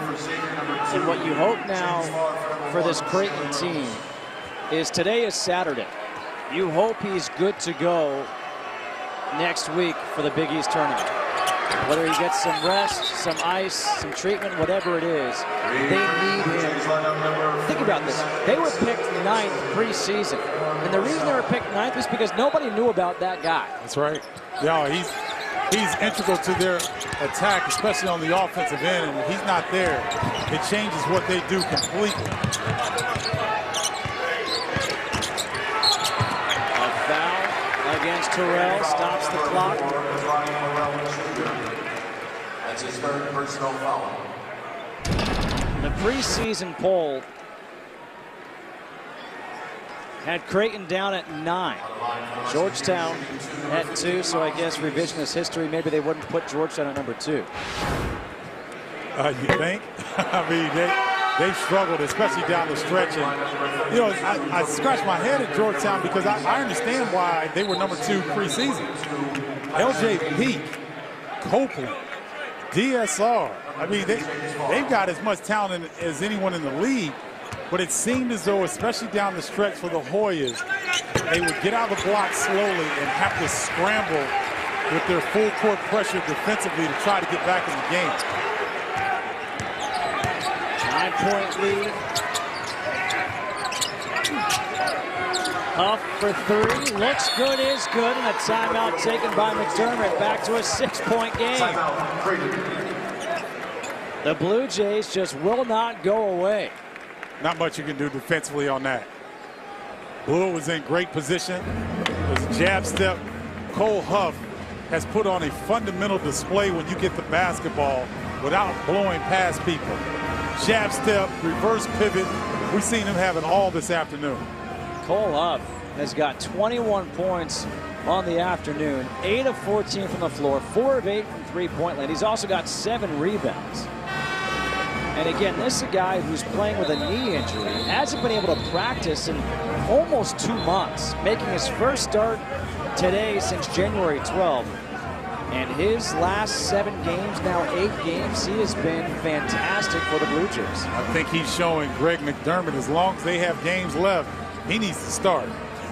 He came out of the block, I mean, red hot from 3. And remember now, this transfer from Nevada, he had big numbers at Nevada before coming to Creighton. So this is a guy that can score. One of those guys I like to say can score in the phone booth. For Xavier, number 2, James Morris, number 22, Kaiser Gates. Davis against his full court pressure, and Bluiett just did an acting job himself to draw the foul against Kyrie Thomas. That's number 4 against Thomas. Stops the clock with 1:27 to go. It's so hard on these officials that European soccer has infiltrated college basketball, because for me as an old school guy with all that flopping and stuff, it drives me crazy. But these players see NBA guys do it. That's why they do it. And I know they've tried to implement a change as Bluiett misses the first free throw. Huff comes back in, but you got to make the penalty for that flop that much greater. I agree. To stop them from doing this. And look who's coming back in right now. Watson's coming back in. He's a competitor. He doesn't want to be left out. They know they have an opportunity here. Still a lot of time left in this game. 7-point lead. Watson against Gates. Wraparound pass for Harrell. Got his man up in the air. Drew the foul. The foul is against Gates, and 2 free throws coming up for Harrell. And we have to remember now, we've seen this in the Big East before. Creighton was up big against Georgetown. Georgetown closes. We've on a 15-0 run to put it into overtime and then win the game. Harrell makes the first. The offense-defense substitutions. Farr is back in. Number 2, James Farr, number 22, Kaiser Gates.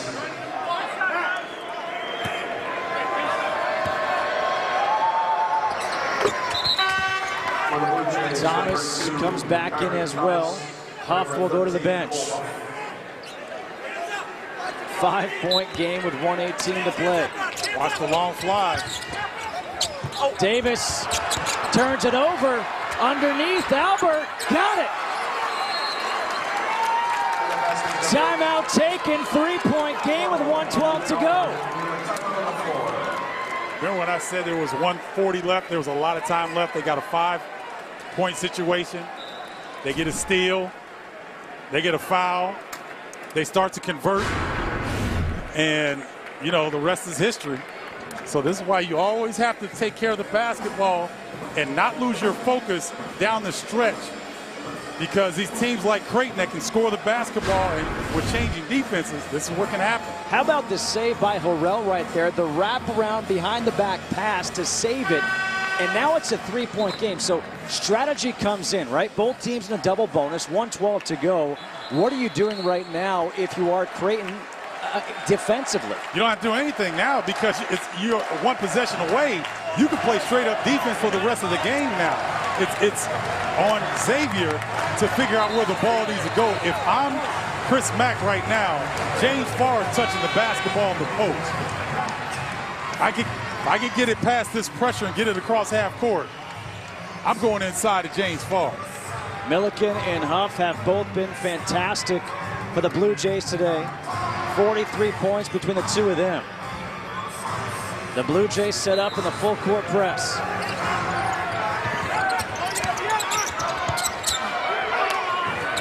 Tip ball into the stands. And a young fan got hit. He's okay.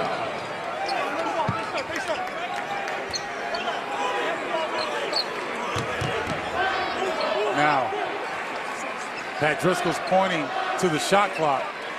So we have to pay attention here to this.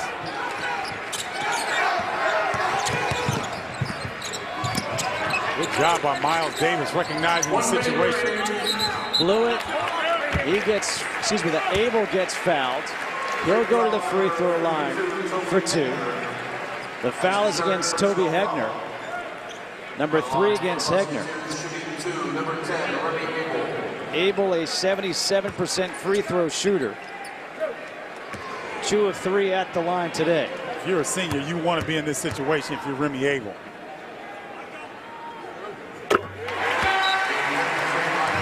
All the time that you've worked and started Indiana, comes here to Xavier, fills a tremendous role on this team as a defender.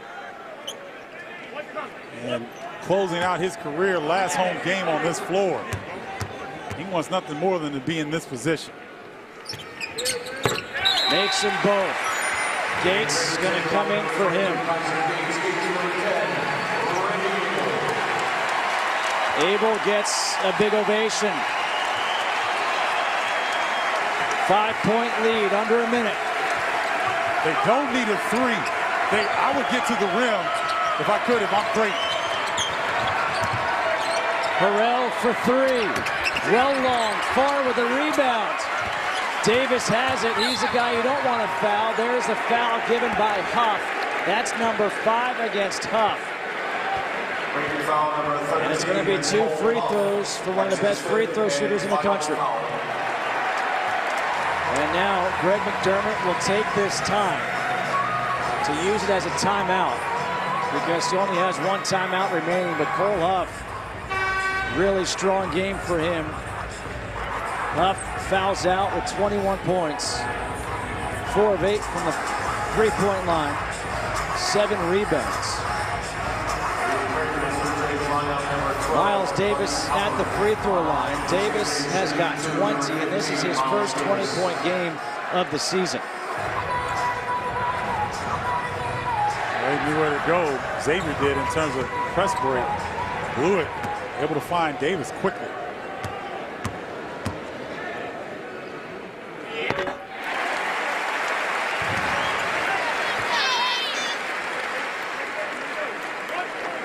So you still, if you're Creighton, even if he makes a shot, Justin, I'd get to the rim. Because Xavier's sitting on the three-point shot. You might be able to get an old-school three-point play opportunity if you go hard to the basket. Watch it against Gates. Hegner. Got to go quicker than this. Now you need a 3. Hegner for 3. Got it. He's been big in late game situations. Now 11 for 16 in the final 5 minutes of a game from three-point land. Final timeout called here by Greg McDermott and the Blue Jays. One more timeout. So now, if you're Xavier and you break the pressure, you should close this game out. You break the pressure, you draw the foul, you get to the free throw line and convert, which they've been pretty good at today. 24 of 29 at the line on the Musketeers. So Myles Davis making that sweet jazz music of his with his namesake. Doing a great job. Every time Creighton made a run, Myles Davis stepped up and made a play.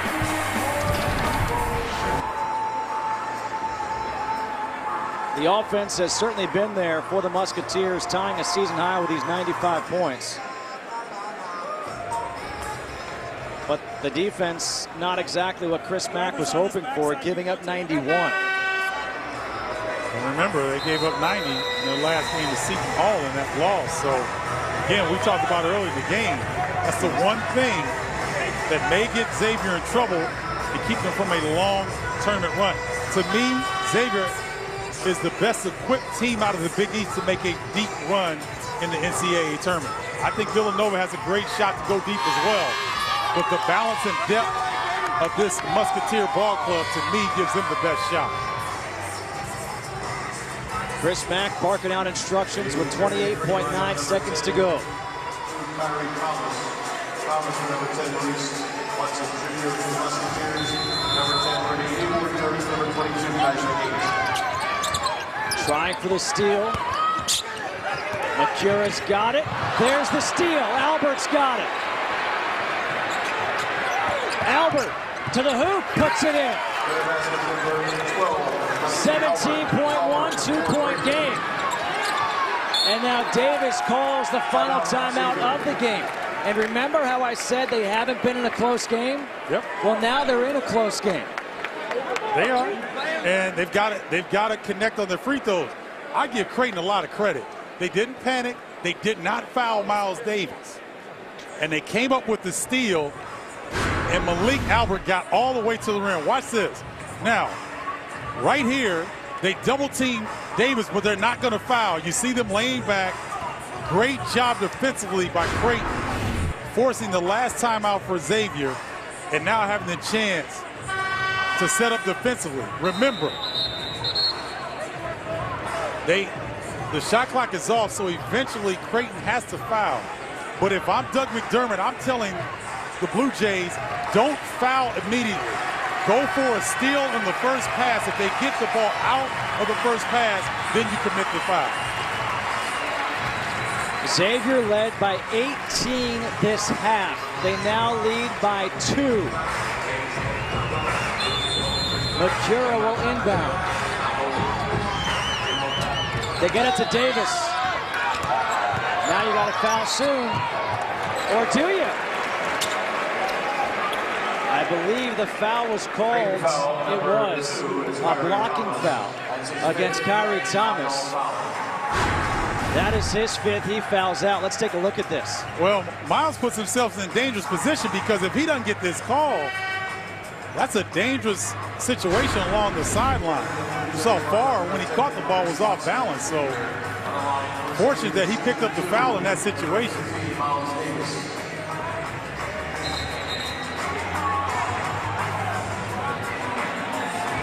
Look at J.P. Makura. Watson's trying to talk to Milliken right there. J.P. Makura is leaning in trying to listen. And Wally Rutecki gets right between them. Says, no, we're not going to let that happen. Davis makes the first 23. This is the big one right here for Myles Davis and Xavier.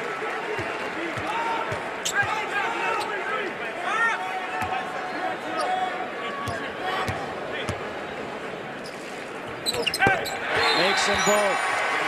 Gates comes in, Abel goes down. 4-point game, 10.5. Now all you do, if you're Xavier, just contain penetration. Don't let a straight line drive to the rim. Watson into the corner. Milliken for 3. It's long. Farr's got the rebound. He gets fouled by Malik Albert, and that should do it. If Farr can knock down a free throw, it's already a 4-point game.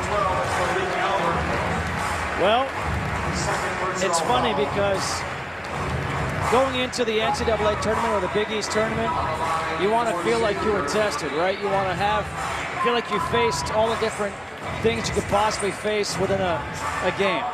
They hadn't had a close game yet, and now they get one in their final regular season game, and it's coming down to free throws, and it's been a veteran like Myles Davis making them, and now a senior and James Farr going to the line with 2.8 to go. About 2.5 hours ago, James Farr was introduced to the crowd here on Senior Day. Raised the picture to say thank you. Myles Davis will go out. Kevin Coker will come in. Coker, a senior, getting an ovation here. 16 points for Farr. So James Farr will close out his regular season with 4 straight of 10-plus points.